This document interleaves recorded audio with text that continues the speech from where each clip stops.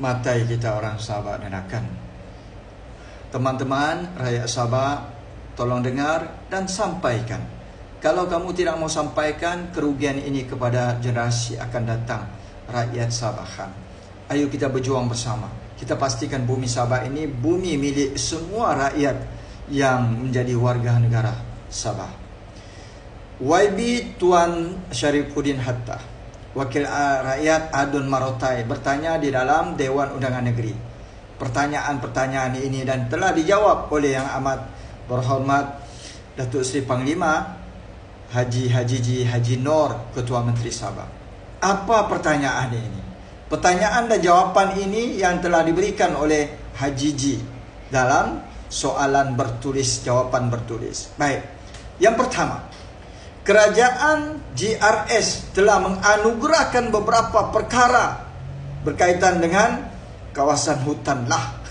Yang pertama, 43 lesen jangka panjang daripada 30 tahun sehingga 100 tahun. Lesen ini, lesen apa? Lesen ini pembalak lah, lagi apa? Duit mah, jadi musangking mah.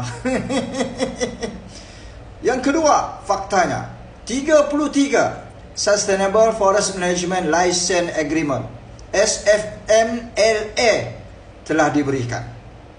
Yang ketiga, 10 lesen konsesi telah diberikan. Yang keempat, 1,4 juta hektar kawasan hutan simpan termasuk kawasan Yayasan Sabah terlibat.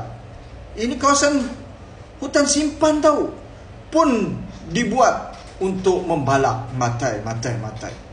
Yang kelima, 999,534 hektar diluluskan untuk pembalakan hutan simpan. Astaghfirullahalazim, matai. Habis. Yang keenam, faktanya 43.136,31 hektar kawasan Yayasan Sabah diluluskan untuk tujuan pembalakan. Matai. Yang ketujuh, 32.295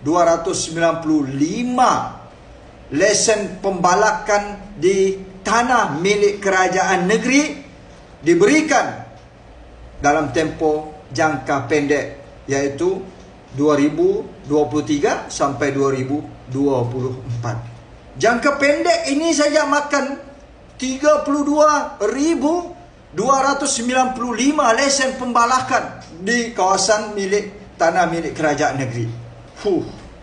Apa rakyat dapat? Semua ini 7 perkara ini, semua besar-besar, balak ini duit. Apa rakyat dapat? Apa kerajaan negeri dapat? Apa Yayasan Sabah dapat? Dulu Yayasan Sabah, ALP mereka telah menyaman satu pemimpin politik dengan saman 873 juta kah? Ulama rakyat Sabah, kalau kita masih berdiam diri, kalau kita masih berbangga dengan kerajaan GRS Gabungan Rasuah Sabah, kalau kita masih mempertahankan dan bagi mereka peluang satu penggal 5 tahun lagi, maka yang sebenarnya rugi bukan setakat kita, tapi generasi anak, cucu, cicit dan keturunan kita pada masa-masa akan datang. Lihat dan pandanglah, generasi akan datang bukan pada hari ini.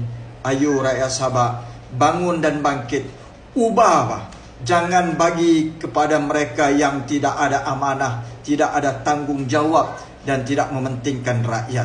Daripada semua yang saya nyatakan ini, saya minta supaya rakyat Sabah tolong share, repost ataupun viralkan VTT ini, video ini, untuk kebaikan rakyat Sabah juga, bukan untuk kebaikan Atan Dikas.